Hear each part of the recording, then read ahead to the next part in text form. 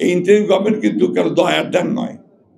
যারা দায়িত্বে রয়েছেন তারা এমন কোনো কথা বলবেন না দয়া করে যা জনগণের মধ্যে বিভ্রান্তি সৃষ্টি করবে।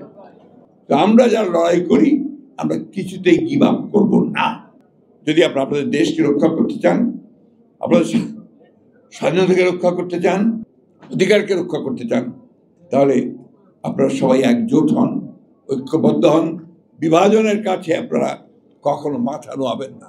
উদারপন্থী বাংলাদেশ, গণতান্ত্রিক বাংলাদেশ, মানব অধিকারকে রক্ষা করা বাংলাদেশ, সেই বাংলাদেশকে আমরা ইনশাআল্লাহ প্রতিষ্ঠা করব। দয়া করে করেনি এটাকে এই দেশের ছাত্র জনতার রক্তের উপর দিয়ে এই ইন্টারিম গভর্নমেন্ট তৈরি করা হয়েছে। এই গভর্নমেন্টের দায়িত্ব হচ্ছে সেইটাকে স্বীকার করে নিয়ে পুরোপুরি এই দেশের জনগণের যে মূল লক্ষ্য গণতান্ত্রিক রাষ্ট্রের, সেই লক্ষ্যে যাওয়াটাই তাদের জন্য সর্বোত্তম বলে আমরা মনে করি।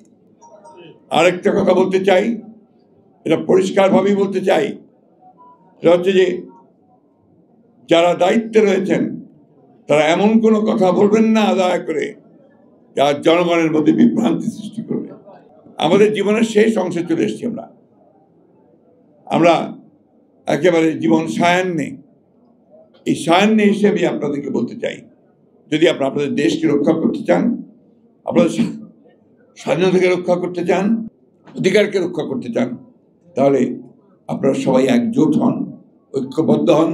বিভাজনের কাছে আপনারা কখনো মাথা নোয়াবেন না, অন্যায়ের কাছে মাথা নোয়াবেন না, অন্যায়কে সব প্রশ্রয় দেবেন না। তো আমরা যারা লড়াই করি আমরা কিছুতেই গিভ আপ করব না।